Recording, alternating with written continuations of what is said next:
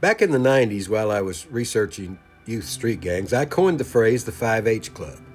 Helpless, hopeless, homeless, hungry, and hugless, to try to explain why so many kids wound up in gangs. I never imagined those same 5H's would apply decades later to people living on our streets, but they do, only now it's not just young people it applies to, it's women, men, veterans, entire families. Tonight, more than 500,000 Americans are unhoused. In Arkansas, over 2,600 of our neighbors sleep without shelter, and in Little Rock, we see the need grow faster than the help. These are lives shaped by the 5H Club, and no safety, no support, and no dignity. Nationally, nearly 38% of homeless adults are alcohol dependent, and more than 25% struggle with drug addiction. Many also battle untreated mental illness, a pairing you see frequently in chronically homeless individuals. Those realities are hauntingly familiar to me and to those we see on the street. The pain fuels the H's. You might hear that more homeless people means more crime, but research shows the opposite to be true. Homeless individuals are much more likely to be the victims of crime, not the perpetrators. They face assault, theft, and harassment almost every day. The cycle of being exposed, vulnerable, and yes, hugless.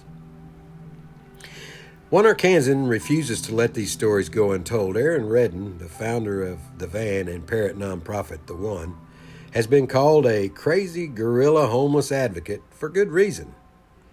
He spent nearly 2 decades in the trenches taking supplies directly to the unhoused, distributing clothing and hygiene kits, and offering care with no limitations or judgment. He's unfiltered, he's confrontational with power, and he works relentlessly.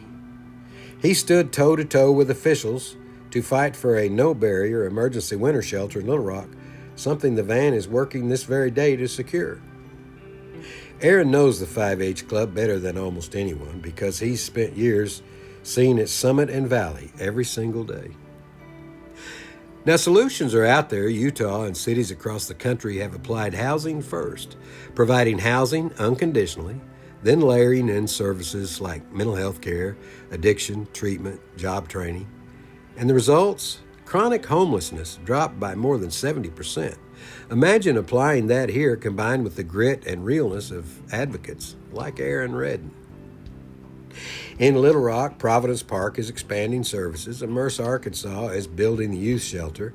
The station and our house continues to offer housing pathways to families. But the Van fills the gaps, meeting people in their reality without judgment, without delay, with no rules, no apologies, just help. So here's the challenge. Will we keep passing by or will we step up?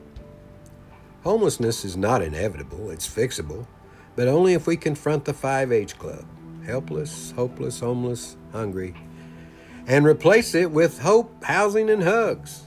Volunteer, support the Van or the One, donate, advocate for housing first, and reach out. Sometimes a single conversation, a kind moment, changes everything. I'm Steve Navoychek. Thanks for listening to this opinion. If it moved you, like, share, and subscribe. But beyond that, let's get involved because the road out of the 5H Club begins with us.